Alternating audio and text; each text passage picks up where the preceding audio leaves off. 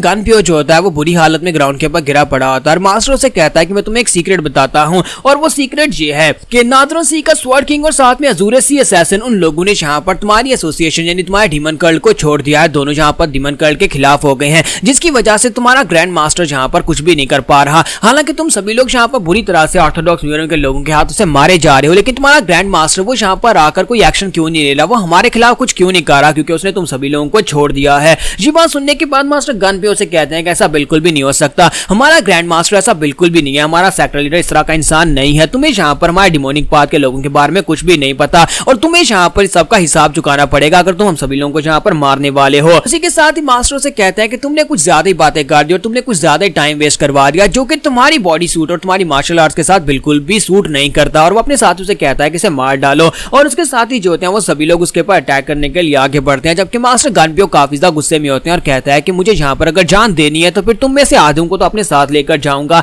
और अपने ब्लेड को उठाते हैं और वहां पर अपने ब्लेड को तेजी के साथ घुमाना शुरू कर देते हैं। तो मास्टर गनप्यो के पास जो स्पेशल मार्शल आर्ट्स की टेक्निक होती है उसका नाम थंडर बोल्ट होता है और थंडर बोल्ट टेक्निक को यूज करते हुए उसके साथ साथ कुछ नई टेक्निक्स को यूज करते हुए अपनी तलवार को घुमाकर सभी के ऊपर अटैक करना स्टार्ट करते हैं। तो जब वो उनके ऊपर अटैक करते हैं तो काफी सारे म्यूरियम के लोग मारे जाते हैं और उनमें से जो मास्टर होते हैं वो अपनी तलवार के साथ उसके अटैक को ब्लॉक करते हैं और इसी के साथ उन्हें पीछे से आवाज आती है। वहां पर 3 मास्टर्स होते हैं अपनी तलवारों के साथ। वो तीनों मास्टरों से कहते हैं कि देखो तो जरा इस कमीने के पास अभी भी एनर्जी बची है कि इसने अपनी ऑरा की को इनहेंस कर लिया है। तो ये बात सुनने के बाद वो जल्दी से पीछे की तरफ घूमने लगता है, लेकिन इसी के साथ वो तीनों मास्टर्स आगे बढ़ते हैं और उसके ऊपर आकर एक जबरदस्त स्ट्राइक लगाते हैं। उन तीनों के अटैक से साथ गनप्यो और भी ज्यादा जख्मी हो जाता है। वो कहता है कि ये क्या इन कमीनों ने यहाँ पर मेरे अटैक को इतनी आसानी के साथ ब्लॉक कर लिया, ये तीनों ही ग्रैंड मास्टर लगते हैं। तो वो तीनों मास्टर्स जो होते हैं वो तीनों ही तियानशान के बहुत ही फेमस तलवारबाज होते हैं, यानी कि वो तियानशान सेक्टर के बहुत ही पावरफुल मास्टर्स होते हैं। तो तियानशान मास्टर्स जो होते हैं उसे कहते हैं कि हाँ गनप्यो, लगता है कि तुम डीमन किंग्स में से आखिरी बचे हो, क्योंकि बाकी के 6 को तो हम लोग मार कर आ चुके हैं, बाकी के 6 मर चुके हैं और अब यहाँ पर तुम भी उनके साथ ही जाने वाले हो, क्योंकि हम लोग यहाँ पर पर्सनली तुम्हें मारने के लिए आए हैं। तो ये बात सुनने के बाद गनप्यो से कहता है कि मुझे यकीन नहीं हो रहा कि तुम लोग भी यहाँ पर हो, यानी कि तुम्हारे ऑर्थोडॉक्स कमीने लोग सभी लोग यहाँ पर मिलकर हमें मारने की कोशिश कर रहे हैं। मुझे तुम्हारे ऑर्थोडॉक्स सेक्टर के बारे में अच्छी तरह से पता है कि तुम्हारे राइटियस सेक्टर कितना ज्यादा करप्ट हो चुका है और तुम सभी लोग इतने घटिया और कमीने लोग हो कि हम लोगों को, जिन लोगों ने तुम्हें कभी कोई तंग भी नहीं किया, तब भी तुम लोग हमारे पर अटैक करके हमें मारने की कोशिश कर रहे हो। जबकि तियानशान मास्टर से कहते हैं कि अब क्या कर सकते हैं, हम यहाँ पर डिमोनिक सेक्टर को कंप्लीटली एलिमिनेट करना चाहते हैं, तो उसके लिए तुम सभी को तो मरना पड़ेगा। अब चुपचाप यहाँ पर मर जाओ। और इसी के साथ वो तीनों अपनी तलवार को उठाते हैं और अपनी स्पेशल टेक्निक जिसका नाम इनविजिबल स्वॉर्ड नेट होता है उसको यूज करते हुए सामने की तरफ एक साथ अटैक करते हैं। जबकि मास्टर गनप्यो कहते हैं कि मेरे ब्रदर्स, अगर तुम सभी लोग वाकई में मर चुके हो तो फिर मेरे जिंदा रहने का क्या मकसद है, मैं भी यहाँ पर इन तीनों को अपने साथ लेकर मरूंगा। मैं नहीं चाहता कि यहाँ पर तुम्हारे कातल तुम्हारे बाद भी यहाँ पर जिंदा रहे और मेरे मरने के बाद जिंदा रहे। तो वो भी अपनी थंडरबोल्ट टेक्निक के फाइनल फॉर्म को यूज करता है और फाइनल फॉर्म के साथ वो अपने ब्लेड को इनहेंस करता है और इसी के साथ जब उनके पास स्ट्राइक लगाने लगता है और दूसरी तरफ से वो तीनों जो होते हैं अपनी स्ट्राइक लगा रहे होते हैं, तो वहां पर जबरदस्त अटैक हो रहा था, लेकिन वहीं पर बीच में उन्हें जबरदस्त एनर्जी महसूस होती है कि साइड के ऊपर से कोई बीच में आ रहा है। मास्टर गनप्यो साइड के ऊपर देखते हैं तो मास्टर गनप्यो के पेट के ऊपर अटैक होता है, कोई से पंच मारता है, साथ उसके हाथ से उसका ब्लेड छूट जाता है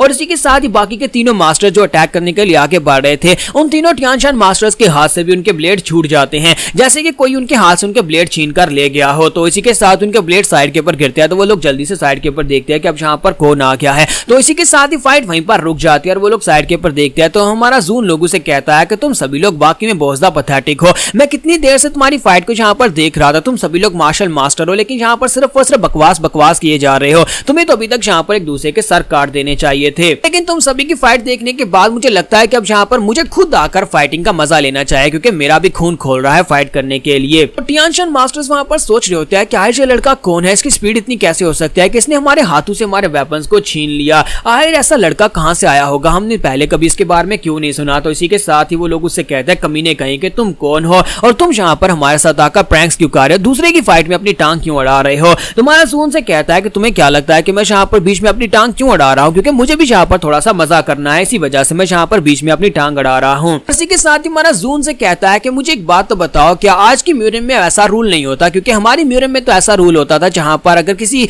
मार्शल आर्टिस्ट के हाथ से उसका वेपन छीन लिया जाता था तो इसका मतलब यह है कि उस मार्शल आर्ट्स के लिए ये बहुत ही बड़ी इंसल्ट की बात और उसे खुद अपनी जान ले लेनी चाहिए। लेकिन तुम लोग यहाँ पर कमीने मेरे सामने इस तरह से अपना सीना चौड़ा करके खड़े हो। एक तियानशान मास्टर गुस्से के साथ से कहता है कि तुम्हारे तो भी नीचे के बाल भी नहीं होगे और तुम यहाँ पर हमें किस तरह की बातें दे रहे हो, तुम्हें लगता है कि तुम हमें लेक्चर दे सकते हो। जबकि दूसरा मास्टर से कहता है शांत हो जाओ, मुझे इससे बात करने दो। और वो जल्दी जल्दी से आगे बढ़ता है और उसके सामने आकर खड़ा हो जाता है और कहता है कि यंग मास्टर बताओ कि जरा तुम कौन हो और तुम कहां से आए हो, क्या तुम अपना नाम बताओगे। तुम्हारा सूस की बात सुनने के बाद अब यहाँ पर उसे अपना नाम बताने वाला है, तो वो सोच रहा होता है कि मैं यहाँ पर क्या नाम बताऊं, और इसी के साथ ही उसे अपना नाम बताता है कि मेरा नाम हीवन डिस्ट्रॉयर है। जैसे वो इसे कहता है कि मेरा नाम हीवन डिस्ट्रॉयर है, तो इसी के साथ ही हीवनली डीमन बोसदा खुश हो जाता है और कहता है कि मुझे यहाँ पर बोसदा पसंद आया, तुमने यहाँ पर पहली बार ये नाम यूज किया, अब पूरी दुनिया को ये नाम पता चलेगा, मुझे लगा ही था कि तुम यहाँ पर मेरा दिया हुआ नाम ही यूज करोगे। जबकि इसी के साथ ही हमारा हीवनली मॉन्क जो होता है वो हमारे जू को उसने एक वर्ड सिखाई होती है, यानी कि बुद्धा की एक लाइन सिखाई होती है, जिसको पढ़ने के बाद वो यहाँ पर हीवनली डीमन को कंट्रोल कर सकता है। जब वो उस वर्ड्स को पढ़ेगा तो हीवनली डीमन जो है आगे से खामोश हो जाता है। तो जब वो वहां पर उस वर्ड्स को पढ़ रहा होता है तो इसी के साथ उसके सामने जो मास्टर खड़ा होता है वो उसके पूरे नाम को यानी उस वर्ड्स को भी साथ में ऐड कर देता है और उसे कहता है कि तुम्हारा नाम तो काफी ज्यादा बड़ा और काफी लंबा है, ये काफी अजीब नाम है। तो हमारा जो जू होता है वो चलाकर उसे कहता है बेवकूफ कहीं कि मेरा नाम सिर्फ और सिर्फ हीवन डिस्ट्रॉयर है, तुम बाकी की सारी लाइन को यहाँ पर साइड से हटा दो। जबकि एक टियानशन मास्टर काफी ज्यादा गुस्सा हो जाता है और कहता है कि तुम यहाँ पर जाकर इस लड़के से इसका नाम क्यों पूछ रहे हो, साथ ही अपने आप को इसको क्यों इंट्रोड्यूस करवा रहे हो, जबकि ये लड़का भी यहाँ पर मरने वाला है। वो से कहता है कि तुम साइड के ऊपर हटो, मुझे यहाँ पर इसको मारने दो। और साथ ही वो कहता है कि लड़की अगर चुपचाप यहाँ पर से दफा हो जाओगे तो हम तुम्हें छोड़ देंगे, वरना तुम्हें यहाँ पर मरना पड़ेगा। भी तुमने यहाँ पर हीवनली डीमन कहा, इसका मतलब यह है कि तुम्हारा ताल्लुक भी यहाँ पर डिमोनिक कल्ट से है। अगर तुम डिमोनिक कल्ट से हो तो इसका मतलब यह है कि तुम यहाँ पर स्कॉर्पियो के साथी हो और तुम्हें भी यहाँ पर मरना होगा, तो तुम भी यहाँ पर इसके साथ ही मरने वाले। और वो अपने साथियों से कहते हैं कि सभी लोग मिलकर इसके ऊपर अटैक करो, इसे मार डालो। वो लोग अपनी तलवारें फिर से उठाते हैं और अपनी तलवारें उठाने के बाद अब हमारे जू के ऊपर अटैक करने के लिए आगे बढ़ते हैं। जबकि हीवनली डीमन उसे कहता है कि अब ये मत कहना कि तुम चुपचाप यहाँ पर बैठकर मरने वाले हो, मैं चाहता हूँ कि तुम अपनी मार्शल आर्ट्स को यूज करो, मेरी डिमोनिक आर्ट्स को यूज करो। तो हमारा जू से कहता है कि हाँ मैं यूज करूंगा, अब मैं यहाँ पर कुछ कमीने लोगों के हाथ से इस तरह से मरने वाला तो नहीं हूँ। तो सबसे पहला टियानशन मास्टर जो होता है अपनी तलवार के साथ उसके ऊपर अटैक करता है, लेकिन जू बड़ी आसानी के साथ अटैक को अवॉइड करते, साथ ही उसके मुंह पर एक जबरदस्त पंच दे मारता है जिससे वो पीछे गिर जाता है। और बाकी के दोनों टियानशन मास्टर अपनी तलवारें लेकर उसकी तरफ आगे बढ़ते हैं, जबकि हमारा जू कहता है कि हाँ क्यों नहीं जल्दी से आ जाओ। और इसी के साथ ही वो एक वाले के पेट में जबरदस्त पंच मारता है, जबकि वहीं पर से घूमकर दूसरे वाले की तरफ आगे बढ़ता है। तो हीवनली डीमन उसे कहता है कि तुम तो यहाँ पर अभी तक मेरी पावर को आधा भी यूज नहीं कर पा रहे, यानी कि तुम उसका 10% भी यूज नहीं कर पा रहे। तो हमारा जू से कहता है तुम अपनी बकवास बंद करो, मुझे फाइट पर फोकस करने दो। और इसी के साथ ही वहां पर जो नॉर्मल ऑर्थोडॉक्स म्यूरियम के लोग होते हैं वो उन सभी को उड़ा कर फेंक रहा होता है, वो सभी लोग उड़कर पीछे की तरफ गिर रहे होते हैं। जबकि टियानशन मास्टर कहते हैं ये तो कुछ ज्यादा बेवकूफ है, और इसी के साथ ही वो अपनी तलवार मांगते हैं तो उनको भी वहां पर तलवार मिल जाती है, यानी कि उन टियानशन मास्टर में से जो सबसे ज्यादा पावरफुल होता है वो अपनी तलवार लेता है और इसी के साथ ही वो जाकर सीधा जू के पर अटैक कर देता है। तो जब वो जू पर अटैक करता है तो जू के कुछ बाल भी वहां पर कट जाते हैं, तो उसे कहते हैं कि तुम्हें यहाँ पर डिस्ट्रैक्टेड नहीं होना चाहिए क्योंकि किसी वक्त भी तुम्हारी गर्दन भी कट सकती है। और साथ ही वो उसके ऊपर एक स्ट्राइक लगते हैं तो उन्हें ऐसा लगता है कि जैसे कि उन्होंने यहाँ पर जू की गर्दन काट दी हो, और वो काफी ज्यादा खुश हो रहा होता है कि मैंने यहाँ पर इसको मार डाला। लेकिन असल में हमारा यंग मास्टर जू जो होता है उसने वहां पर से उन्हीं के एक साथी को पकड़कर उसके सामने कर दिया होता है और वो स्ट्राइक उस बंदे पर लगी होती है। जू से कहता है क्या तुम्हारे सेक्टर में ये बात अलाउड है कि तुम अपने ही सेक्टर के लोगों की जान ले सकते हो, तुमने तो यहाँ पर अपने सेक्टर के बंदे को मार दिया। तो इस बात से वो बुढ़ा मास्टर और भी ज्यादा गुस्सा हो जाता है, कहता है कमीने कहीं कि तुम्हारी हिम्मत कैसे भी हमारे साथी को हमारे सामने करके मेरी तलवार से मरवाने की, अब मैं तुम्हें नहीं छोड़ूंगा। लेकिन इसी के साथ उसके मुंह पर एक जबरदस्त किक पड़ती है क्योंकि हमारा जू आगे बढ़कर उसे किक मारता है तो उड़ता हुआ काफी दूर पीछे जाकर गिरता है। तो हमारा जू कहता है कि तुम्हें किसने कहा कि तुम यहाँ पर मुझे गाली दे सकते हो। जबकि दूसरा एल्डर जो होता है उसे कहता है कि एल्डर क्या तुम ठीक हो? तो वो कहता है कि हाँ मैं ठीक हूँ। लेकिन इसी के साथ वो तीनों जो होते हैं अटैक करने के लिए रेडी होते हैं और उनमें से दो अपनी तलवारें लेकर यूनिटी टेक्निक को यूज करते हुए आगे की तरफ बढ़ते हैं। और उनमें से एक जैसी वहां पर अपनी तलवार के साथ अटैक करता है तो वुमन उसके अटैक को अवॉइड कर लेता है और उसे एक जबरदस्त पंच मारता है, जबकि दूसरे वाला जो होता है ऊपर हवा में होता है। और इसी के साथ हमारा वुमन जो होता है वहीं पर से अपनी टांग को ऊपर की तरफ उठाता है और उसके सर में उसकी सर की बैक साइड के ऊपर अपनी किक मारता है। तो जब वो बैक साइड के ऊपर से किक मारता है तो वो एल्डर भी ग्राउंड के ऊपर गिर जाता है, जबकि तीसरे वाला एल्डर जो होता है पीछे खड़ा सब कुछ देख रहा था और अपने साथियों से कहता है तुम सभी लोग खड़े खड़े किसका वेट कर रहे हो कि तुम्हारे एल्डर्स यहाँ पर मर जाएंगे तब अटैक करोगे, अब जल्दी से आगे बढ़ो जाकर अटैक करो। तो नॉर्दर्न ब्लेड एसोसिएशन के जो लोग वहां पर खड़े वेट कर रहे थे वो सभी लोग बड़ी तेजी के साथ भागना स्टार्ट करते हैं क्योंकि उनके पास नंबर ज्यादा होते हैं। तो उसी के साथ ही वहां जू जो होता है जब वहां पर बात ही कर रहा था जू बड़ी तेजी के साथ उसके मुंह के सामने पहुंच जाता है और उसे कहता है कि मुझे लगता है कि तुम्हें नंबर्स के साथ फाइट करना ज्यादा पसंद है, तो फिर मैं तुम्हारे नंबर को थोड़ा सा कम कर देता हूं। तो एल्डर जो होता है डर जाता है और जल्दी से जंप करते पीछे की तरफ हट जाता है और कहता है कि इस लड़के की स्पीड तो कुछ ज्यादा ही तेज है, ये पलक झपकने की स्पीड में मेरे सामने आकर खड़ा हो जाता है। जो लड़का है कौन? इसी के साथ हमारा वुमन जो होता है वुमनी जू जो होता है अपनी टांग को ऊपर की तरफ उठाता है और वो हीवनली डीमन की एक स्पेशल टेक्निक को यूज करने वाला है, एक बहुत ही स्पेशल टेक्निक जिससे वो आसपास के बहुत सारे लोगों को एक साथ मार सकता है। तो हीवनली डीमन भी काफी ज्यादा एक्साइटेड होता है और उसे कहता है कि लड़के क्या तुम फाइनली यहाँ पर उस टेक्निक को यूज करने वाले हो, तो वो उसे कहता है कि हाँ मैं फाइनली उस टेक्निक को यूज करने वाला हूँ। और वो एक बहुत ही खास टेक्निक होती है जिसे स्टॉम्पिंग टेक्निक कहते हैं, और इसी के साथ ही वो अपने पाँव को ऊपर की तरफ उठाता है, ग्राउंड के ऊपर से स्टॉम्प करता है। तो जैसे ही वो ग्राउंड के ऊपर अपने पाँव को स्टॉम्प करता है तो हीवनली डीमन की डिमोनिक एनर्जी वहां पर से रिलीज होती है, और इतनी पावरफुल डिमोनिक एनर्जी होती है, तो वो एनर्जी जो वहां पर रिलीज होती है तो हीवनली डीमन उसे कहता है कि ये टेक्निक अभी मेरा सिंबल हुआ करती थी। सभी लोग जहां पर इस टेक्निक के नाम से मुझे जानते थे, क्योंकि हीवनली डीमन इस टेक्निक को यूज करके बहुत सारे लोगों को एक साथ मार सकता है। तो जब वो वहां पर उस टेक्निक को रिलीज करता है तो हीवनली डीमन रोलिंग टेक्निक वहां पर रिलीज होती है। रोलिंग स्टेप के साथ उसके बहुत सारे वहां पर क्लोन्स बन जाते हैं। देखने वाले को ऐसा लगता है कि जैसे उसने बहुत सारे क्लोन्स बना लिए हों, लेकिन वो जो एनर्जी रिलीज हुई थी उस एनर्जी के साथ वहां पर उसके रियल क्लोन्स बन रहे होते हैं। तो ये देखने के बाद मास्टर गनपियो भी काफी ज्यादा हैरान होते हैं और कहता है कि मैं यहाँ पर क्या देख रहा हूँ, क्या मैं सिर्फ और सिर्फ यहाँ पर आफ्टर इमेजेस यानी कि इल्यूजन्स देख रहा हूँ जहाँ पे वाकई में रियल है। जबकि दूसरी तरफ से ज़ूटियान एल्डर जो होते हैं वो कहता है कि लड़के तुम्हें क्या लगता है कि तुम यहाँ पर इस तरह के इल्यूजन्स को यूज करके हमें हरा सकते हो? तो हमारा ज़ू कहता है क्या तुम वाकई में श्योर हो ये सिर्फ और सिर्फ इल्यूजन्स हैं, तुम खुद ही यहाँ पर देख लेना कि ये इल्यूजन्स हैं या नहीं। तो इसी के साथ ये एल्डर जो होते हैं वो अपनी तलवार लेकर उसके ऊपर अटैक करने के लिए आगे बढ़ते हैं और कहते हैं हम लोग टियानशान स्वर्ड्समैन और हम लोग इतनी आसानी के साथ इस तरह के इल्यूजन टेक्निक्स के चकमे में नहीं आने वाले, और अब तुम यहाँ पर मरने वाले हो, तुम्हारी इल्यूजनरी टेक्निक हमारे खिलाफ काम नहीं करेगी। और जैसे ही एल्डर करीब पहुंचकर उसके ऊपर अटैक करने लगता है तो वो कहता है कि ये वाला रियल हो सकता है, यानी कि ये क्लोन है। उन्हें पता होता है कि आसपास क्लोन्स हैं और ये वाला रियल होगा। तो जब वो उसके ऊपर अटैक करते हैं तो इसी के साथ ही हमारा ज़ू जो होता है पीछे से निकलता है और अपने क्लोन के साथ उसके ऊपर अटैक करता है और उसकी बॉडी के आर पार अपना हाथ कर देता है और वो एल्डर वहीं पर मर जाता है। और उसके बाकी के जो क्लोन्स होते हैं वो सारे के सारे बिल्कुल वहां पर रियल फील हो रहे होते हैं, रियली वहां पर अटैक कर रहे होते हैं। आसपास उनके जितने सोल्जर्स होते हैं, जितने गार्ड्स होते हैं, सभी के ऊपर वो अटैक किए जा रहा होता है। और काफी देर की फाइट के बाद वहां पर दिखाते हैं कि एक एल्डर वहां पर जिंदा बचता है, यानी कि बाकी के दोनों एल्डर्स मर जाते हैं और उनके साथ जितने साथी होते हैं वो सारे भी वहां पर मर जाते हैं। और उस एल्डर का एक बाजू कट चुका होता है। तो एल्डर कहता है कि मुझे लगता है कि हम लोग इस फाइट को नहीं जीत पाएंगे। और वो अपने बचे कुछ जितने साथी होते हैं उन सभी लोगों से कहता है कि भागो यहाँ से, हमें बचकर जाना होगा। और वो कटी हुई बाजू के साथ वो एल्डर वहां पर से भागकर चला जाता है। तो हीवनली डीमन जो होता है वो हमारे ज़ू से कहता है क्या तुम उसका पीछा नहीं करोगे, क्या तुम उन्हें यहाँ से भागने दोगे? हमारा ज़ू से कहता है कि नहीं, मैं यहाँ पर उनका पीछा क्यों करूंगा, मैं काफी ज्यादा थक गया हूं, तो मैं उनका पीछा नहीं करने वाला। और इसी के साथ ही वो कहता है कि चलो यहाँ पर से चीजों को रैप अप करते हैं और यहाँ से निकलते हैं। जबकि गनपियो साइड के ऊपर खड़ा है, सब कुछ देख रहा था और कहता है कि इस लड़के कहने का मतलब क्या है, उसने यहाँ पर इतने सारे लोगों को मार दिया, तकरीबन 400 से ज्यादा लोगों की उसने जान ले ली। और वो कह रहा है कि चलो यहाँ पर से निकलते हैं। मास्टर गनपियो क्योंकि डिमोनिक वर्ल्ड के एक मास्टर है, तो इसी वजह से जब वो यहाँ पर देखते हैं कि ऑर्थोडॉक्स म्यूरियम, क्योंकि ऑर्थोडॉक्स का सेक्टर जो है वो काफी ज्यादा बड़ा और उनके साथ लोग भी ज्यादा हैं, लेकिन डिमोनिक सेक्टर बहुत ज्यादा छोटा था। लेकिन अब यहाँ पर उन्हें लग रहा है कि म्यूरियम साइड के म्यूरियम में यहाँ पर कुछ चेंजेस आने वाली हैं और डिमोनिक कल्ट का जो पड़ रहा है वो भारी होने वाला है। हीवनली डीमन ज़ू से कहता है कि मुझे लगा ही था कि लड़के तुम्हारे अंदर बहुत सारी ऐसी क्वालिटीज हैं कि तुम यहाँ पर मेरे डिसाइपल बन सकते हो, तुमने यहाँ पर इतने सारे लोगों की जान लेकर मेरा दिल खुश कर दिया। जबकि वहां पर हीवनली मॉन्क जो होता है वो कह रहा होता है कि अमिताभा तुमने यहाँ पर खून खराबा कर दिया, ये नहीं करना चाहिए था। तो ज़ू जैसे ही वहां पर से निकलने लगता है तो उसी के साथ ही गनपियो आगे बढ़ता है, उसके सामने अपना सर झुका देता है और उसे कहता है ग्रेट वॉरियर प्लीज यहाँ पर मुझे तुम्हें फॉलो करने दो, तुम जहाँ भी जाओगे मैं तुम्हारे पीछे आऊंगा, मैं हमेशा तुम्हारे साथ रहूंगा, अगर चाहो तो मैं तुम्हारा बॉडीगार्ड बन सकता हूँ। तुम्हारा ज़ू उसकी बात सुनने के बाद भागना शुरू कर देता है और कहता है कि नहीं, मुझे तुम्हारे जैसा एक मुच्छड़ नहीं चाहिए, तुम जाओ जाकर अपना काम करो, मैं तो यहाँ पर से जा रहा हूँ।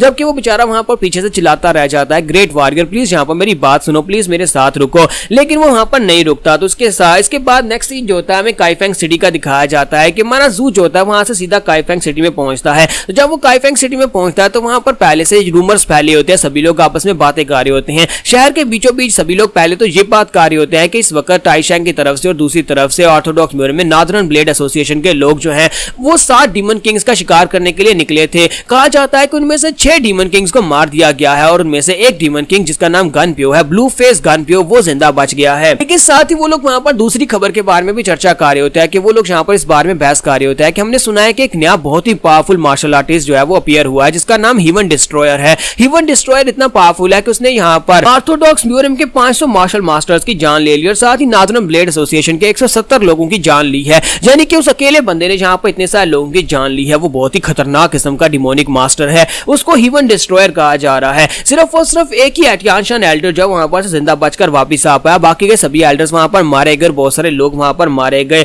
उस अकेले ने यहाँ पर ये सब कुछ कर दिया है, लेकिन जो एल्डर वहाँ पर जिंदा बचकर आया उसने कहा है कि वो जो है वो डीमन गार्ड की तरह दिखाई नहीं देता, बल्कि वो एक हैंडसम लड़के की तरह दिखाई देता है। और इस वक्त वो लोग इस पूरी म्यूजियम में ह्यूमन डिस्ट्रॉयर को ढूंढ रहे हैं ताकि उसे ढूंढकर उसे सजा दी जा सके। तुम्हारा जो लोगों के पास से गुजरकर जा रहा था वो सभी की बातें सुन रहा था कि यहाँ पर तो मैं काफी ज्यादा फेमस हो गया हूँ और सभी लोग यहाँ पर मुझे ढूंढ भी रहे हैं, यानी कि अगर ऑर्थोडॉक्स सेक्टर के लोगों के हत्थे में चढ़ गया तो वो लोग तो मुझे बिल्कुल भी नहीं छोड़ेंगे। ह्यूमन डीमन तो काफी ज्यादा खुश हो रहा था क्योंकि उसे तो यहाँ पर फेम चाहिए होती है। तो वो कहता है कि लड़के देखो तुम कितने ज्यादा फेमस हो गए हो, तुम्हारा नाम यहाँ पर सभी की जुबानों पर है, सभी लोग ह्यूमनली डिस्ट्रॉयर का नाम ले रहे हैं। मुझे लगता है कि तुम्हें सभी लोगों के सामने खड़े होकर कहना चाहिए कि तुम ही ह्यूमनली डिस्ट्रॉयर हो, इन सभी को दिखाओ। तुम्हारा जू से कहता है कि अपनी बकवास बंद करो, मैं यहाँ पर जितना इस सबसे दूर रहना चाहता हूँ तुम उतना मुझे इस सब में फंसाने की कोशिश कर रहे हो। मुझे यहाँ पर इस बेकार की फाइट में अपने आप को नहीं झोंकना चाहिए था, ना ही मुझे वहां पर जाकर फाइट करके इतने लोगों की जान लेनी चाहिए थी। तो ह्यूमनली डीमन उसे कहता है कि तुम क्या कह रहे हो, तुम इस वक्त म्यूजियम में, और एक मार्शल आर्टिस्ट का मतलब ये होता है कि उसे अपने स्किल्स को हॉर्न करना होता है और दूसरों को हराकर अपने आप को स्ट्रॉन्गर बनाना होता है। जब किसी के साथ ह्यूमनली मॉन्क उसे कहता है कि तुम यहाँ पर इस लड़के को गलत बता रहे हो, तुम इसे यहाँ पर गलत रास्ते के ऊपर लेकर जा रहे हो। तो ह्यूमनली डीमन उसे कहता है कि मॉन्क तुम तो अपना मुंह बंद ही रखो। कि माजून दोनों से कहता है कि तुम दोनों यहाँ पर अपना मुंह बंद रखो, तुम दोनों शोर मचा रहे हो। फिर साथ ही वो कहता है अगर ऐसे चलता रहा मुझे लगता है कि यहाँ पर ऑर्थोडॉक्स म्यूजियम के लोग मुझे पहचान लेंगे, क्योंकि ह्यूमनली डिस्ट्रॉयर यानी कि मेरा चेहरा उनमें से काफी सारे लोगों ने देखा हुआ है। मुझे लगता है कि मुझे यहाँ पर अपनी अपीयरेंस को चेंज करना होगा। तो ह्यूमनली मॉन्क से कहता है कि तुम्हें यहाँ पर अपने आप को डिस्गाइज करने की जरूरत नहीं है, मैं तुम्हारे चेहरे के एक्सप्रेशंस को चेंज कर देता हूँ, यानी कि मैं यहाँ पर अपनी टेक्निक की मदद से तुम्हें पूरी तरह से एक नया लुक दे दूंगा, जिसके बाद यहाँ पर कोई भी तुम्हें पहचान नहीं पाएगा। इसके बाद नेक्स्ट सीन जो होता है हमें एक पवेलियन का दिखाया जाता है जो कि एक रेस्टोरेंट टाइप होता है। तो वहां पर हमारा जू अंदर बैठ जाता है जाकर खाना खाने के लिए, और वहां पर जो रिसेप्शन वाली लड़की होती है वो हमारे जू के सामने आकर खड़ी हो जाती है और साथ ही ब्लश करना शुरू कर देती है, क्योंकि जू पहले से भी ज्यादा हैंडसम लग रहा होता है। तो वो उसे कहता है कि मेरे लिए एक अल्कोहल की बोतल और साथ में कुछ स्नैक्स लेकर आओ। तो वो लड़की उसे कहती है हाँ हाँ क्यों नहीं यंग मास्टर, मैं अभी लेकर आती हूँ। और साथ ही वो अभी वहीं पर उसे घूर घूर कर देख रही होती है। तुम्हारा जू कहता है क्या हो गया, तुम यहाँ पर से जा क्यों नहीं रही, मैंने तुम्हें ऑर्डर दे दिया है। तो वो उसे कहते हैं नहीं नहीं कुछ नहीं मैं अभी जाती हूँ, जाकर ऑर्डर लेकर आती हूँ। तुम्हारा जू कहता है कि कहीं ऐसा तो नहीं है कि सभी लोगों ने यहाँ पर मुझे पहचान भी लिया, स्पेशली इस लड़की ने, कहीं ऐसा तो नहीं है कि पता चल गया है कि मैं ह्यूमन डिस्ट्रॉयर हूँ। लड़की उसे कहते हैं कि सर असल बात यह है कि मैंने आज से पहले जब से मैं यहाँ पर काम कर रही हूँ तब से इस रेस्टोरेंट में आप जितना हैंडसम लड़का मैंने आज तक नहीं देखा, बहुत ज्यादा हैंडसम है और इसी वजह से मैं यहाँ पर आपको देख रही हूँ। तो हमारा जू से कहता है कि तुम्हारा बहुत बहुत शुक्रिया तारीफ के लिए, अब जाओ जाकर खाने के लिए कुछ ले आओ। तो वो कहते हैं जी जी सर मैं अभी जाकर लैब के लिए लेकर आती हूँ, और वो भागती वहां पर से चली जाती है और उसके लिए वाइन और साथ में स्नैक्स ले आती है। तुम्हारा जू जो होता है वहां पर अपनी वाइन पीता है, स्नैक्स पीता है। तो साथ ही हमारा जू वहां पर सोच रहा होता है ये वाइन तो बिल्कुल भी अच्छी नहीं है, इसका टेस्ट जो है वो वैसा बिल्कुल भी नहीं है जैसा मैं इंपीरियल पैलेस में पीता रहा हूँ। तो ह्यूमनली मॉन्क से कहता है कि मुझे तो यहाँ पर अल्कोहल के बारे में कुछ पता भी नहीं है, क्योंकि मैंने जिंदगी में कभी अल्कोहल पी नहीं है, लेकिन मुझे इतना पता है कि जो काम इंसान होते हैं वो सभी लोग यहाँ पर अल्कोहल इसलिए पीते हैं ताकि वो अपने गम बुला सके या फिर इस दुनिया को बुला सके। पता नहीं यहाँ पर वो लोग अल्कोहल को पीते क्यों हैं, लेकिन मुझे नहीं पता कि इसको पीने के बाद कैसा फील होता है, इसलिए मुझे नहीं पता कि अल्कोहल जो होती है वो किस तरह की टेस्ट करती है। तो हमारा जू जो होता है वहां पर खामोश बैठा होता है और कहता है कि हाँ अल्कोहल वाकई में यहाँ पर काफी ज्यादा अलग टेस्ट रखती है, क्योंकि रॉयल पैलेस में मैं यहाँ पर अल्कोहल जरूर पीता अगर मैं यहाँ पर एम्परर बना रहता और मैं वहां पर अपने सामने बैठकर डांस देख रहा होता लड़कियों को नाचते हुए, साथ ही वहां पर रॉयल पैलेस की रॉयल जो वाइन होती है उसको मैं पीता। लेकिन अफसोस के अंकल जैन ने यहाँ पर पहली बगावत कर दी और मुझे गद्दी के ऊपर बैठने नहीं दिया, जिसकी वजह से मैं उस वाइन को पी नहीं पाया। और इसी के साथ ही हमारा जू कहता है कि ये वाली वाइन जो है वैसी बिल्कुल भी नहीं है जैसी हमारे पैलेस में मिलती थी, इसका जायका बहुत ज्यादा कड़वा है। तो इसी के साथ ही ह्यूमनली मॉन्क से कहता है कि मैं यहाँ पर तुम्हें वाइन के बारे में एक बात बताता हूँ। मैंने सुना था कि अगर यहाँ पर आप किसी टेंशन में हो या फिर आपके दिमाग को कोई बीमारी लगी हो तभी आप यहाँ पर शराब के जो मजा है उसको सही से फील नहीं कर पाते, आपको वो कड़वी लगती है। तो ये बात सुनने के बाद जू से कहता है कि ये क्या बात हुई, तुम यहाँ पर किस बारे में बात कर रहे हो। तो ह्यूमनली मॉन्क से कहता है कि मैं यहाँ पर यही कहने की कोशिश कर रहा हूँ कि आपने आज यहाँ पर क्या किया, आपने यहाँ पर मर्डर किया, आपने किसी की जान ली है और मुझे लगता है कि आपने जिंदगी में पहले कभी किसी की जान नहीं ली होगी। इसी वजह से क्या आपको पता है कि जो कोई गुनाह करता है उसे अपने गुनाह का पछतावा खुद ही करना पड़ता है। इसके साथ ह्यूमनली मॉन्क से कहता है तो प्लीज यहाँ पर दोबारा इस तरह की गलती करने से पहले प्लीज सोचिएगा कि आप यहाँ पर किसी की जान ले रही है तो कल को आपको इसका हिसाब भी देना पड़ेगा। और यहाँ पर बेकार की फाइट्स में अपने आप को घुसाने की जरूरत भी नहीं थी, वो फाइट आपकी थी नहीं जहाँ पर आप 500 लोगों की जान लेकर आ गए हैं। आप यहाँ पर उस फाइट से चुपचाप निकल सकते थे, अगर आप वहां पर से चुपचाप निकलकर यहाँ पर आकर वाइन पीते तो मुझे लगता है कि आपको यहाँ पर वाइन का टेस्ट जो है बहुत ज्यादा स्वीट महसूस होता। तो ह्यूमनली डीमन वहां पर से निकलता है और उसे कहता है कि ओल्ड मॉन्क कहेंगे तुम तो वाकई में यहाँ पर ऐसी बातें कर रहे हो जिसने कभी जिंदगी में वाइन पी भी नहीं है। तो वाइन जो होती है वो सिर्फ और सिर्फ हमारे जैसे लोगों के लिए होती है, वाइन वाइन पीकर हमें अच्छा महसूस होता है। तुम यहाँ पर क्या इसे भाषण दे रहे हो? इसे अच्छाई के भाषण देना बंद करो। उन सभी लोगों को मरना ही चाहिए था क्योंकि वो सभी लोग कमीने और घटिया लोग थे। दुनिया का असूल है कि अगर आप यहाँ पर किसी को मारोगे नहीं तो वो आपको मार डालेगा। तो यहाँ पर यही बेहतर है कि आप यहाँ पर मारने वाले बन जाओ, मरने वाले की बजाय। हिमालय मॉन्क उसे कहता है कि हिमालय डीमन, तुम यहाँ पर इसका दिमाग खराब कर रहे हो। इसने जिंदगी में पहली बार इतने सारे लोगों की जान लिया, तो इसी वजह से मैं यहाँ पर इसे कुछ समझाने की कोशिश कर रहा हूँ कि यहाँ पर बेकार की फाइट्स में अपने आप को डालने की जरूरत क्या है। तुम इस लड़के को बिल्कुल भी नहीं समझते। ये लड़का पहले ऐसा बिल्कुल भी नहीं था। ये एक बहुत ही अच्छा बच्चा था और तुम्हारी वजह से, तुम्हारी हिमालय डीमन आर्ट्स को यूज करके इसने इतने सारे लोगों की जान ली है। तो हिमालय डीमन उसे कहता है कि तुम तो अपनी बकवास बंद रखो, तुम बीच में ना बोला करो। जबकि माजू वाकई में वहां पर हिमालय मॉन्क की बात सुनने के बाद सोच रहा था कि ये बात वाकई में सच है कि मैं पहले यहाँ पर ऐसा बिल्कुल भी नहीं था। मैंने आज तक जिंदगी में एक चींटी को भी नहीं मारा और आज मैं यहाँ पर 500 लोगों की जान लेकर बैठा हुआ हूँ। साथ ही वो सोच रहा था कि अब मुझे यहाँ पर पावर मिली है तो मैं यहाँ पर अपनी पावर को दूसरों की जान बचाने के लिए यूज करना चाहता हूँ, क्योंकि अगर मैं अपनी पावर को सिर्फ और सिर्फ अपने लिए यूज करूंगा तो फिर मैं प्रिंस जैन यानी कि अपने अंकल से अलग कैसे हुआ, जिसने अपने लिए यानी कि गद्दी को हासिल करने के लिए मुझे गद्दी का सिपर से हटा दिया और मेरे साथियों को मरवा दिया। के साथ ही माजू जो होता है वो कहता है कि मास्टर हुइनिंग मेरी बात सुनो, यानी हिमालय मॉन्क से कहता है कि मेरी बात सुनो। जब मेरी वाइन का टेस्ट मुझे मीठा महसूस हुआ तब मैं यहाँ पर तुम्हें भी एक गिलास ऑफर करूंगा। तो हिमालय मॉन्क उसे कहता है तुम्हारा शुक्रिया, लेकिन मैं वाइन नहीं पीता। तो इसी के साथ ही माजू से कहता है हाँ सर, तुम तो एक मॉन्क और मॉन्क वाइन्स नहीं पीते। तो माजू जब वहां पर बैठकर अपने दोनों मास्टर से बात कर रहा होता है, इसी के साथ एक लड़का उसकी तरफ आगे बढ़ रहा होता है। तो हिमालय डीमन उसे कहता है कि लो, यहाँ पर एक लड़का तुम्हारी तरफ आगे बढ़ रहा है, अगर इसने अटैक किया तो उसे यहीं पर मार डालना। तो लड़के जल्दी से फाइट करने के लिए रेडी हो जाओ। तो इसी के साथ ही वो लड़का जो होता है हमारे जू के सामने आकर खड़ा हो जाता है। तो हमारा जू कहता है कि आज लड़का कौन है, क्या कहीं ये साउदर्न ब्लेड का कोएलिशन से तो नहीं है या फिर नॉर्दर्न ब्लेड एसोसिएशन तो नहीं है। और इसी के साथ ही वो लड़का वहां पर आने के बाद उसे रिस्पेक्ट देता है और उसे कहता है कि मेरा नाम टैंग जियो वू है, मैं सिचुआन की टैंग फैमिली का यंग मास्टर हूँ। तो हमारा जो जू होता है उसे कहता है कि टैंग जियोंग वू, इसका मतलब यह है कि तुम टैंग फैमिली के यंग मास्टर हो। तो वो कहता है कि हाँ, मैं टैंग फैमिली का यंग मास्टर हूँ और मेरे साथ यहाँ पर रिनाउंड फैमिलीज के यंग मास्टर्स बैठे हुए हैं। हमारा ग्रुप यहाँ पर एंजॉय करने के लिए आया है, क्या तुम हमें ज्वाइन करना चाहोगे? हमने तुम्हें देखा कि तुम यहाँ पर अकेले बैठे हो, तो क्या तुम हमारे साथ आना चाहोगे? तो इसी के साथ ही हमारा जू जो होता है वहां पर साइड के ऊपर देखता है, तो वहां पर उसके साथ कुछ और यंग मास्टर्स और यंग मिसेज होती हैं। तो ये सारे के सारे जो होते हैं यहाँ की 4 फेमस फैमिलीज होती हैं जो कि काफी खास फैमिली है, जिनके नाम मैं आगे बताता हूँ। तो उन फैमिलीज के यंग मास्टर्स और यंग मिसेज होते हैं। तो हमारा जू सभी लोगों की तरफ देखकर सोच रहा होता है कि इन सभी को देखने के बाद, इनकी अपीयरेंस, इनके कपड़े देखने के बाद तो लगता है कि ये ऑर्थोडॉक्स म्यूजियम के खास सेक्टर्स के यंग मास्टर्स और यंग मिसेज हो सकते हैं। और ऊपर से सभी लोग यहाँ पर काफी स्पेशल मार्शल आर्टिस्ट भी हैं। अगर मुझे यहाँ पर म्यूजियम वर्ल्ड के बारे में और इन्फॉर्मेशन चाहिए तो मुझे इनके साथ बैठना चाहिए, मुझे इनके पास इन्फॉर्मेशन मिल सकती है।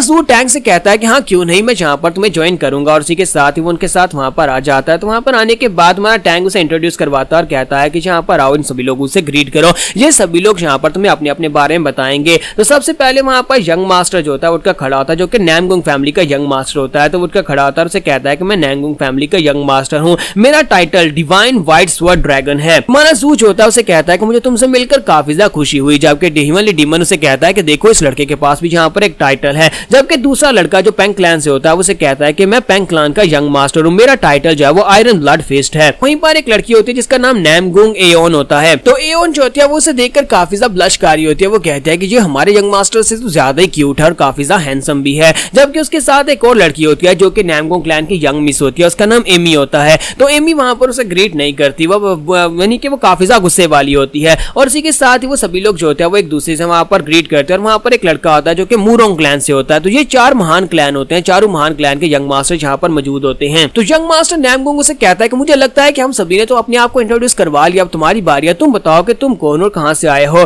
तो इसी के साथ ही हमारा जू जो होता है उन लोगों को अपने बारे में बताता है, उनसे कहता है कि तुम सभी लोग तो यहाँ पर ग्रेट मार्शल क्लैंस के यंग मास्टर और यंग मिसेज हो, लेकिन मैं यहाँ पर इस लायक नहीं हूँ कि तुम्हारे साथ यहाँ पर बैठ सकूं। फिर भी यहाँ पर तुम लोगों का बहुत बहुत शुक्रिया मुझे यहाँ पर बिठाने के लिए। तो वो उन्हें अपने बारे में बताता है कि मैं एक स्कॉलर हूँ और मेरा नाम वैन जून है, मैं बस यहाँ पर आसपास घूमता फिरता रहता हूँ और म्यूजियम के बारे में इंफॉर्मेशन इकट्ठी करता रहता हूँ ताकि कभी इसके ऊपर एक बुक लिख सकूं। इस बात की बहुत खुशी है कि मैं तुम्हारे जैसी यंग जनरेशन के लोगों के साथ बैठ सका हूँ। तो हिमालय डीमन उसे कहता है कि लड़के ये तुम क्या कह रहे हो, तुम्हें यहाँ पर हीवन डिस्ट्रॉयर का नाम लेना चाहिए, तुमने यहाँ पर बेकार सा वैन जून का नाम क्यों ले दिया। थोड़ी देर के बाद से अंदाजा हो जाता है कि ये सभी लोग यहाँ की 4 बहुत ही पावरफुल फैमिलीज के यंग मास्टर यंग मिसेज हैं, क्योंकि उसे लगा था कि शायद ये लोग यहाँ पर नॉर्दर्न ब्लेड एसोसिएशन यहाँ पर साउदर्न ब्लेड कोalition की तरफ से हो सकते हैं, लेकिन असल में ये चारों फैमिलीज जो है जहाँ पर ऑर्थोडॉक्स म्यूरम में सबसे बड़ी और पावरफुल फैमिलीज है। इसका मतलब यह है कि ये उन दोनों सेक्टर से भी ज्यादा पावरफुल फैमिली से बिलोंग करते हैं। यहाँ पर 5 क्लैंस हैं जिन लोगों ने अपनी एक लीग बनाई हुई है जिसे 5 क्लैन लीग कहा जाता है। ये पांचों क्लैन क्योंकि ऑर्थोडॉक्स म्यूरम से और ऑर्थोडॉक्स म्यूरम के ये पांचों क्लैन मिलकर यहाँ पर बैलेंस बनाए रखते हैं,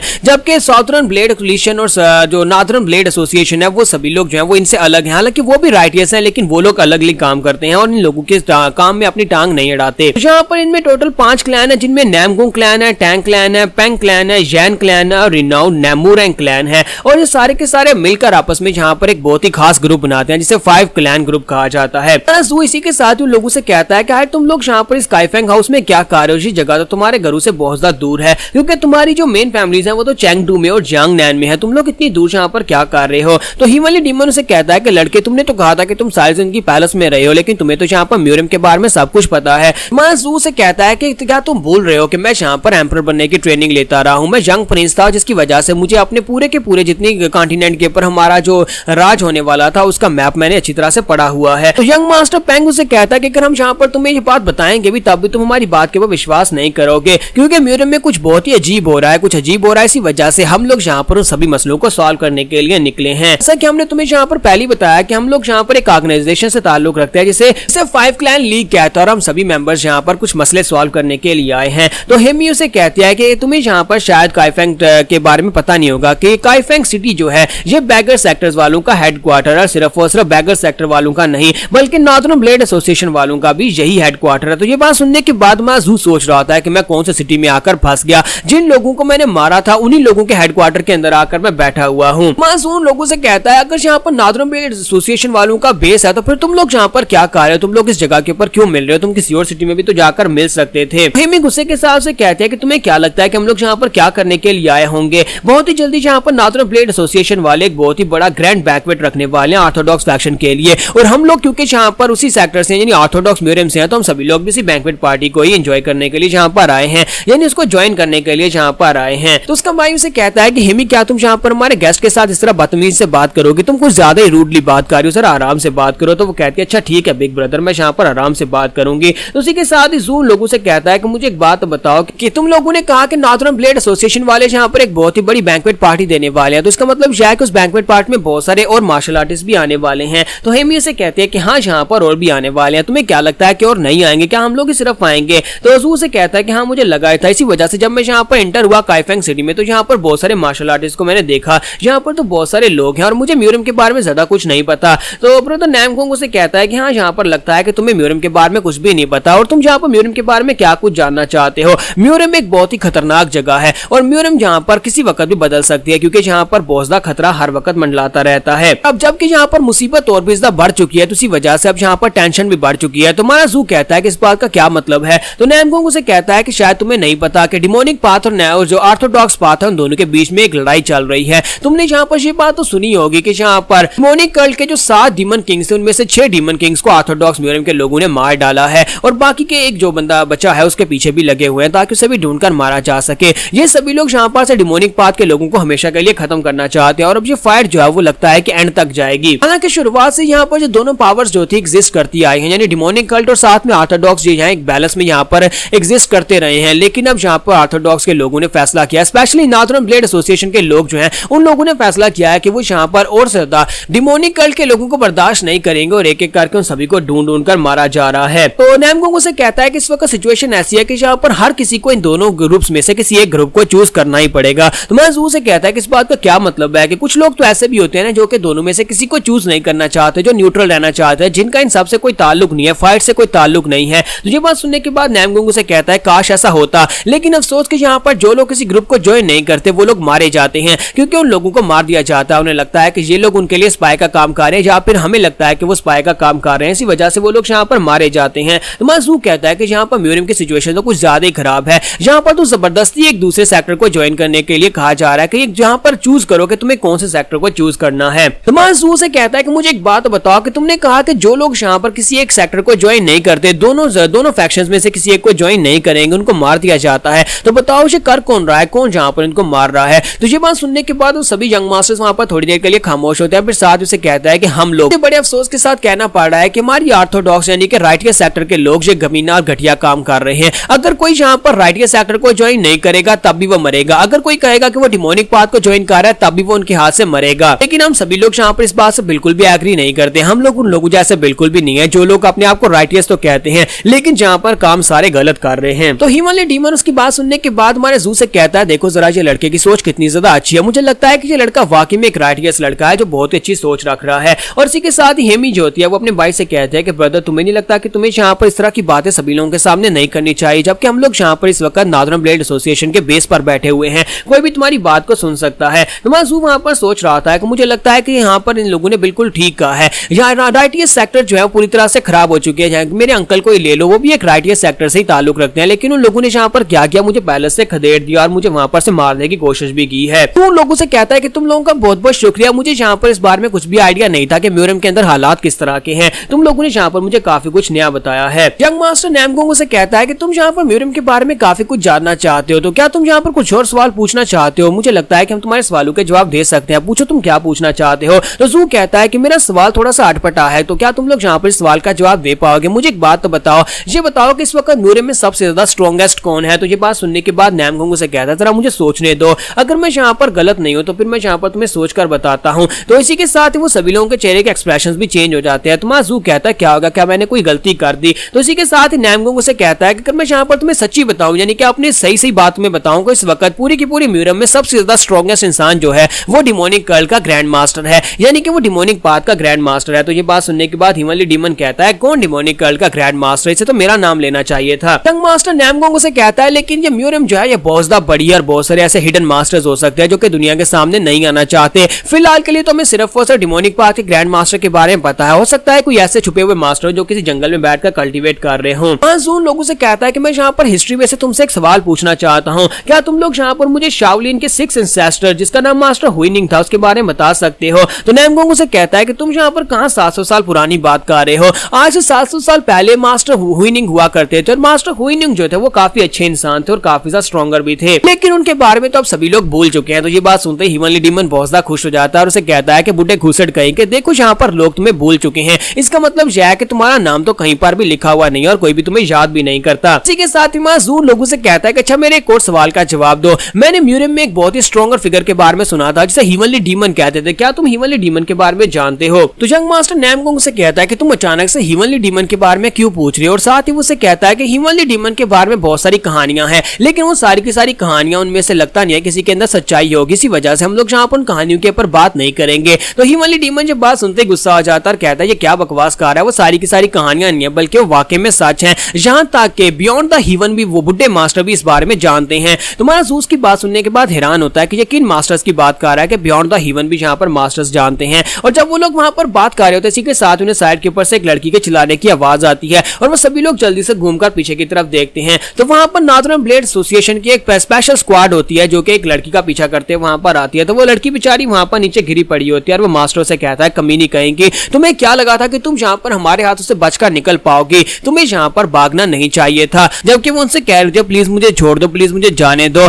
जू जब उनके कपड़े देखता है तो वो कहता है कि ये आउटफिट ये तो नॉर्दर्न ब्लेड एसोसिएशन वालों की, इसका मतलब यह है कि ये कमीने नॉर्दर्न ब्लेड एसोसिएशन के लोग हैं, लेकिन ये इस लड़की को क्यों तंग कर रहा है? तो इसी के साथ ही वो लोग आगे बढ़ते हैं और उस लड़की के पास आकर खड़े हो जाते हैं और वो लोग आगे जब बाकी के सभी लोग जो होते हैं यंग मास्टर जो होते हैं वो लोग भी काफी ज्यादा गुस्सा हो रहे होते हैं कि ये लोग यहाँ पर कर क्या रहे हैं। तो इसी के साथ ही वो कमीना कैप्टन जो होता है वहां पर उसको बालू से पकड़ता है, तो इसी के साथ बालू से पकड़कर खींचता और कहता है तुमने वहां पर अपने फादर को मरने के लिए पीछे छोड़ दिया, तुम्हारा फादर जो कि डिमोनिक पाथ का एक कमीना था हमने उसको तो मार डाला है और अब तुम्हारी बारी है, हम किसी भी डिमोनिक पाथ के कमीने को जिंदा नहीं छोड़ेंगे। जबकि वो उनसे कह रहे थे प्लीज मुझे छोड़ दो, ना मेरे फादर ना ही मैं हम लोग डिमोनिक पाथ से नहीं है। तो ये बात सुनने के बाद इसी के साथ ही वो कहता है कि अपनी बकवास बंद करो, तुम्हें यहाँ पर मरना होगा। और साइड के ऊपर से उन्हें आवाज आती है तो हमारी हेमी जो होती है उसके ऊपर अटैक करने के लिए आगे बढ़ती है, वो अपनी तलवार लेकर उसके सामने आकर खड़ी हो जाती है और उसे कहती है इस लड़की को जल्दी से छोड़ दो, तुम इस तरह से इस लड़की को पब्लिक में ह्यूमिलिएट नहीं कर सकते। अपने आप को ऑर्थोडॉक्स वॉरियर्स कहते हो लेकिन ऑर्थोडॉक्स वॉरियर्स यानी कि वो राइटियस होते हैं और राइटियस लोग कब से यहाँ पर ये सब कुछ करने लगे कि एक बेचारी लाचार लड़की को तुमने किस तरह से भालू से पकड़ रखा है, वो भी सारी पब्लिक के सामने।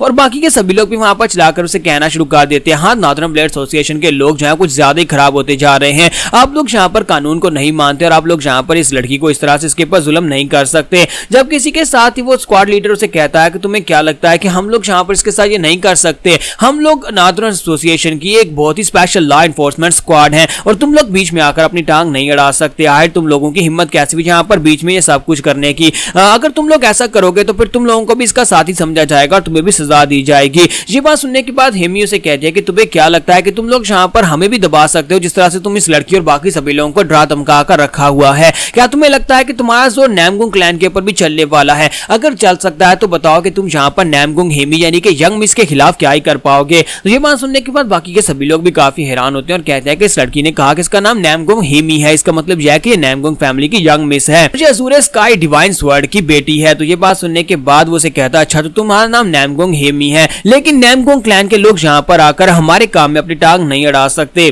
तुम्हें नहीं पता कि म्यूरियम में यहाँ पर एक रूल है कि हम लोग जितने भी सेक्टर्स है वो एक दूसरे सेक्टर्स के काम में अपनी टांग नहीं अड़ाते, यानी कि हम लोग जो कर रहे हैं उसे करने दो और तुम लोग यहाँ पर बीच में नहीं आ सकते। तो हेमी उसे कहते हैं कि मैं यहाँ पर इस तरह के रूल्स को बिल्कुल भी नहीं मानती जो रूल्स यहाँ पर इंसानियत के खिलाफ हो। तुम लोग यहाँ पर इस लड़की के ऊपर जुल्म कर रहे हो और मैं यहाँ पर इस बात को बिल्कुल बर्दाश्त नहीं करूंगी। जब किसी के साथ ब्रदर नैमगुंग भी आगे बढ़ता है और उसे कहता है कि तुम्हें क्या लगता है कि हम लोग यहाँ पर तुम लोग जो भी कर रहे हो यानी कि तुम राइटियसनेस के नाम पर यहाँ पर गलत किए जा रहे हो और हम लोग अपनी आंखें बंद करके चुपचाप यहाँ पर खड़े रहेंगे। हम लोग अपने आप को मार्शल आर्टिस्ट कहते हैं और राइटियस मार्शल आर्टिस्ट कहते हैं और राइटियस मार्शल आर्टिस्ट होने का मतलब यह है कि हम लोग यहाँ पर इस लड़की की जान बचाएंगे। तुम लोग इस लड़की को जान से मारना चाहते हो या किडनैप करना चाहते हो या फिर इसका रेप करना चाहते हो, हमें इस बारे में कुछ भी नहीं पता, लेकिन हम लोग यहाँ पर इस लड़की के साथ खड़े रहेंगे। तो स्क्वाड लीडर उसे कहता है कि तुम लोग तो यहाँ पर इस बात को समझ नहीं रहे, लेकिन हमारे लिए ये ऑर्डर्स हैं, हमें इन ऑर्डर्स को पूरा करना ही होगा। कमीनी लड़की जो इस वक्त तुम्हें काफी ज्यादा मासूम लग रही है, ये एक डिमोनिक पाथ के कमीने की बेटी है। इसके बाप के ऊपर ये इल्जाम साबित हुआ है कि वो डिमोनिक पाथ को फॉलोअर है, इसी वजह से हम लोग इसे भी यहाँ पर मार रहे हैं, क्योंकि जितने भी लोग डिमोनिक पाथ के फॉलोअर उनकी पूरी की पूरी फैमिली को मिटा दिया जाएगा।